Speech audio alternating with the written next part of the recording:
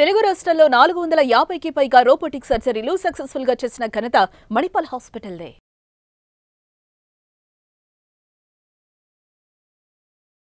నమస్కారం అండి. నా పేరు doctor Rajesh Ukala, consultant physician at Medicover hospitals Begumpet. ఈరోజు నా topic long term exposure to air conditioners, దానివల్ల మనకి హెల్త్ ఎఫెక్ట్స్ ఏమొస్తాయి. సో సాధారణంగా మీరు గమనిస్తే ఈ మధ్యకాలంలో ఆల్మోస్ట్ అన్ని ఏరియాస్లో ఎయిర్ కండిషన్కి మనం అలవాటు పడుతున్నాం. Beat transport, beat shopping facilities, ఎక్కడైనా కానీ ఇంట్లో కూడా ఏసీ అనేది కాస్త ఎక్కువగా మనం వాడాల్సిన పరిస్థితి వస్తుంది. మరి వాడాల్సిన పరిస్థితి వస్తుందంటే వాతావరణంలో జరిగే మార్పులకి మనం ఈ మార్పులు చేసుకోవాల్సిన పరిస్థితి. మరి క్రానిక్గా లాంగ్ టర్మ్గా ఏసీకి ఎక్స్పోజ్ అవ్వడం మంచిదేనా?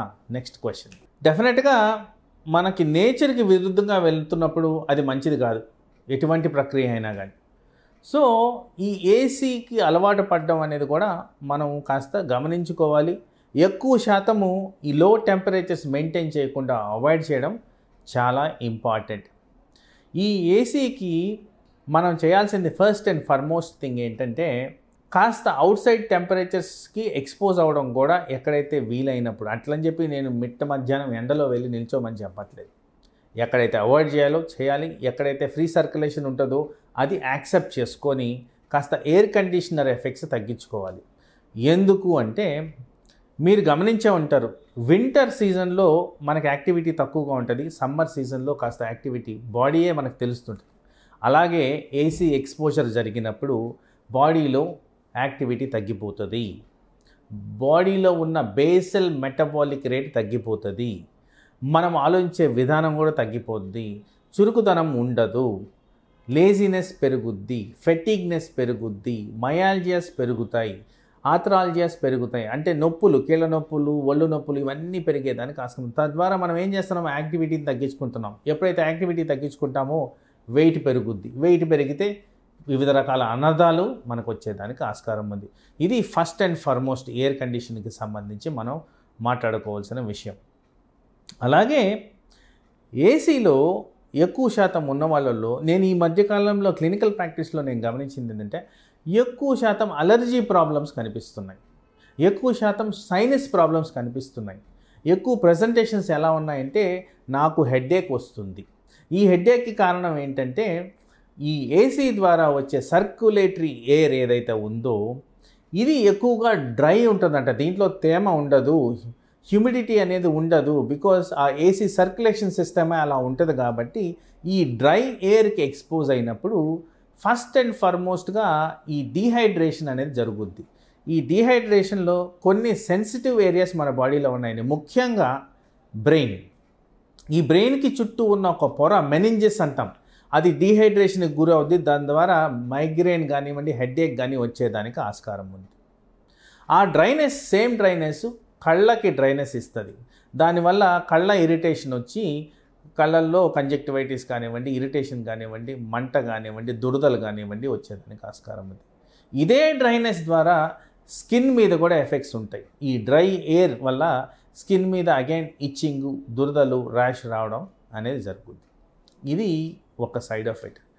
ఎప్పుడైతే డ్రైనెస్ మనకు ముక్కుల ద్వారా లోపలికి వెళ్తుందో ఈ డ్రై ఎయిర్ వల్ల ముక్కుల్లో ఉన్న మ్యూకోజా అంటే ఒక ప్రొటెక్టివ్ లేయర్ అండి, అది తేమ ఉంచుద్ది లోపల. ఆ తేమ డ్రైనెస్ వచ్చిన దానివల్ల మొత్తం ముక్కు లోపల సైనస్లు అన్నీ కూడా డ్రై అయిపోతాయి. ఆ డ్రై అయితే దానివల్ల మనకు వచ్చే అనార్థం ఏంటంటే ఈ మ్యూకస్ అనే ఫంక్షన్ ఏంటంటే బ్యాక్టీరియా, వైరస్, వివిధ రకాల ఈ ఇన్ఫెక్షన్స్ని ట్రాప్ చేసి బయటకు వదిలేస్తుంది ఈ మ్యూకస్ అనేది. ఎప్పుడైతే ఇది డ్రై అయిపోతే ఇన్ఫెక్షన్స్ ఈజీగా లోపలికి వెళ్ళిపోతాయి. దాని కారణంగా సైనస్ ప్రాబ్లమ్స్ రావడం, నిమోనియాలు రావడం, ఈ క్రానిక్ లంగ్ కండిషన్స్ రావడం జరిగేదానికి ఆస్కారం ఉంది. ఇంకొక ఏరియా ఆఫ్ కన్సర్న్ ఏంటంటే ఏసీ వల్ల మనకి ఎప్పుడైతే యాక్టివిటీ తగ్గుద్దని చెప్పానో దాని కారణంగా మనకు బాడీ మీద కూడా విపరీతమైన పరిమాణాలకు దారితీస్తుంది. సో ఏసీ ఇన్స్ట్రుమెంటేషన్ అంటే ఆ ఏసీలో ఒక పర్టికులర్ టైప్ ఆఫ్ బ్యాక్టీరియా గురించి కూడా గమనించారు, అది లెజనెర్స్ బ్యాక్టీరియా. ఈ లెజనెర్స్ బ్యాక్టీరియా ఏంటంటే ఏసీ ద్వారా వచ్చే బ్యాక్టీరియల్ ఇన్ఫెక్షన్ ఎక్కువ శాతం నిమోనియాగా ప్రెజెంట్ అవుద్ది. సో ఈ నిమోనియా లంగ్కి వచ్చే ఇన్ఫెక్షన్ అది ఏసీకి పర్టికులర్గానే రిలేటెడ్గా మనం శాస్త్రపరంగా నిర్ధారించాం. సో ఏసీ మెయింటెనెన్స్ అనేది చాలా చాలా ఇంపార్టెంట్. ఎక్కువ శాతం కార్పొరేట్ ఆఫీసెస్లో పనిచేస్తున్న వాళ్ళకి తెలియంది ఏంటంటే ఈ ఏసీ డక్ట్ సిస్టమ్ అనేది ప్రాపర్గా క్లీనింగ్ అనేది జరగదు. అది చేయాలన్నా కానీ ఇంప్రాక్టికల్ అని చెప్తారు కొంతమంది ఇంజనీర్లు. ఆ సిస్టమ్ని క్లియర్ చేసుకుంటూ ఉంటే ఇలాంటి ఇన్ఫెక్షన్స్కి మనం గురి కాకుండా కాపాడుకోవచ్చు. ఎవరికైతే ఎగ్జిస్టింగ్ ఆస్తమా కానీ అలర్జీ ఉంటుందో ఏసీల ద్వారా అది పెరిగేదానికి ఆస్కారం ఉంది. అలాగే ఇంకొక ఇంపార్టెంట్ థింగ్ ఏంటంటే ఎక్కువ టైం మనం ఏసీలో కూర్చొని అది బాగా లో టెంపరేచర్స్కి ఎక్స్పోజ్ అయ్యి సడన్గా మనం బయటికి వెళ్ళినప్పుడు ఆ టెంపరేచర్ వేరియేషన్ ఏదైతే ఉంటుందో దాని కారణంగా కూడా బాడీ మీద విపరీతమైన పరిమాణాలకు గురి చేస్తుంది. ముఖ్యంగా ఇది హెడేక్ ఒకటి, మైగ్రేషన్ పెంచేదానికి ఒకటి, తల తిప్పడం ఒకటి, తర్వాత స్వెట్టింగ్ ప్యాటర్న్ ఏదైతే ఉంటుందో అది మారిపోద్ది. ఆ కారణంగా బాడీలో సర్క్యులేటరీ కెపాసిటీ అనేది మారేదానికి ఆస్కారం ఉంది. దాని కారణంగా హార్ట్ మీద ఎఫెక్ట్స్ వచ్చేదానికి ఆస్కారం ఉంది. ఇలా డిఫరెంట్ ఏరియాస్లో మనకి డిఫరెంట్ కైండ్స్ ఆఫ్ ప్రాబ్లమ్స్తో ప్రజెంట్ అయ్యేదానికి ఆస్కారం ఉంది. ముఖ్యంగా మనం గమనించుకోవాలంటే ఎయిర్ కండిషన్కి పర్సిస్టెంట్గా ఎక్స్పోజ్ అవ్వడం, లో టెంపరేచర్స్కి పర్సిస్ట్గా ఎక్కువ ఎక్స్పోజ్ కావడం వల్ల మనకు బాడీ మీద బ్రెయిన్, ఐస్, తర్వాత గ్యాస్ట్రోఇంటెస్టైనల్ సిస్టము, లంగ్స్ ఇవన్నీ కూడా ఎఫెక్ట్ అవుతూ దీర్ఘకాలంలో సమస్యలు వచ్చేదానికి ఆస్కారం ఉంది.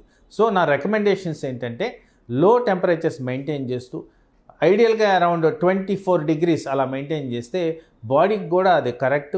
ఎక్కువ కోల్డ్ ఎక్స్పోజర్ కావద్దు. వీలైనప్పుడు ఏసీలో ఆఫ్ చేయండి. దాన్ని ప్రాపర్గా క్లీనింగ్ అండ్ మెయింటెనెన్స్ చేసుకోండి. ఇవన్నీ చేసిన దానివల్ల ఏసీల వల్ల వచ్చే అనర్థాలు మనం తగ్గించుకోవచ్చు. నమస్తే.